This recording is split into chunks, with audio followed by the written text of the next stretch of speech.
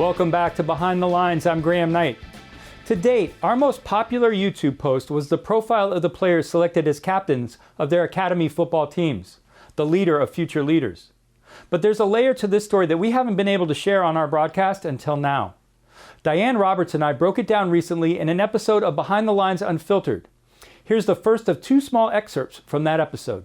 You did a piece on leadership, and the thing is that in linear broadcast and cable, we're limited to a certain amount of time. There was so much more to that leadership piece. And part of what we want to do in this kind of Behind the Lines Unfiltered is really dig into that.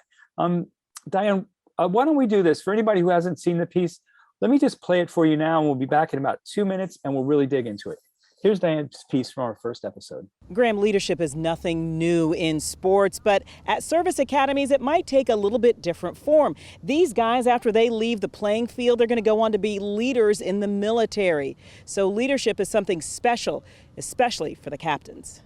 We, as captains, we're in charge of holding the standard and kind of pushing the culture of the team, making sure that's upheld. But that's not taking away from any of the leadership abilities or capabilities of the other people on the team.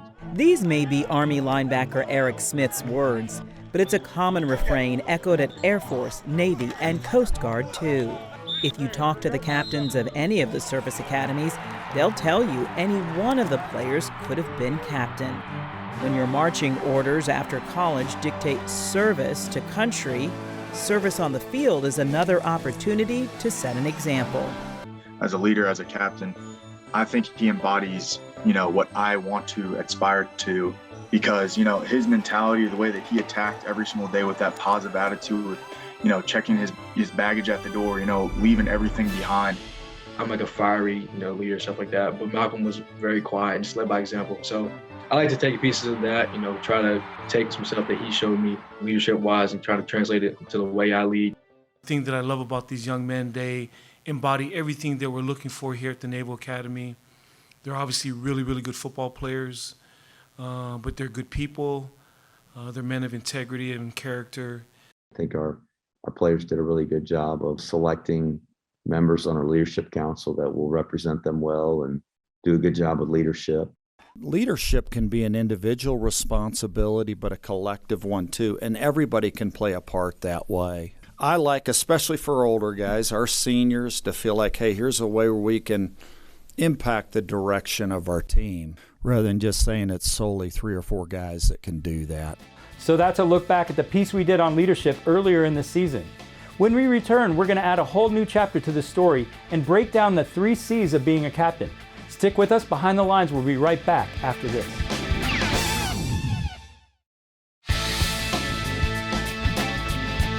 Welcome back to Behind the Lines, the Academy Football Report. I'm Graham Knight. Here now is part 2 of my conversation with Diane Roberts on the 3 C's of being a captain. Our conversation picks up with a look at how more traditional colleges approach the role of their captains. I want to create a little contrast because as part of your piece, I ended up interviewing Sean Elliott, the head coach from the Georgia State team and the Panthers. And as part of that, we were just trying to set up kind of what the game was going to be between Army and Georgia State, et cetera. But in that press conference, I had a chance to ask him, what leaders, what does he look for in his captains? And here's what he had to say. Well, I think you go out and you recruit leaders. I think during the recruiting aspect of it, you got to find individuals that have been captains on their football team, that have done things right in the weight room, that are solid in the classroom. You need to go out and recruit leaders just like you need the 4-4 tailback. I mean, you got to do that.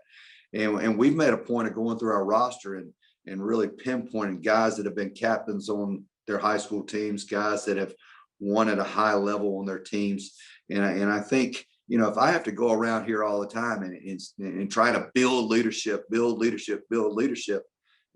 I'm spinning my wheels. Let's go recruit leadership and let me go teach them how to play the game of football. I think it's really interesting that, Coach Elliott is talking about, he wants to go out and find leaders. And then, of course, Coach Calhoun, Troy Calhoun from the Air Force Academy, he says that, leadership can be individual, but it can also be collective. And he feels very strongly that everybody on the team can play a part, and he feels like it's important for them and they can all have an impact in the direction of the team, but also in the direction of, what's happening after that, not just the 2 or 3 or the 4 captains who are picked. Yeah, no, it's fascinating. But here's the real nugget. You came up with this great bit that we just didn't have time for in the show. And to me, this is the magic. To me, this is the Quan. I'm going to steal the line from Jerry Maguire. Quan. Yeah, the Quan. So what are the 3 C's? Larry Lauer and Kevin Blue. And they say that team captains have to have the 3 C's. The first C is caring. They have to be undeniably passionate about the game, but also about their teammates. And if you think about it, every good captain, what do they say after games? They're always talking about their teammates. And they never say it in a kind of lackadaisical way either. The really good ones, they always have a lot of passion about it.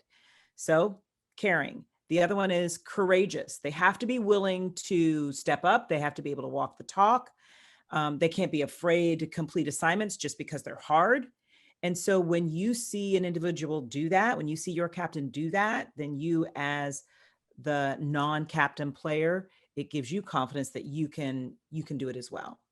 And another C, the third C, is they have to be consistent. They have to hold themselves to a standard of giving 100% effort every single time they step on the field, whether it's the practice field or the playing field, every single time. They can't cut corners. And again, when your fellow teammates see you as the captain behaving in that manner, they have no choice but to behave in that manner because you're setting the example. You are leading. So these 3 C's will serve Service Academy players, honestly, Service Academy captains now and well into their future. And actually, I think all of us could take a hint from that. 3 C's: caring, courageousness, and consistency.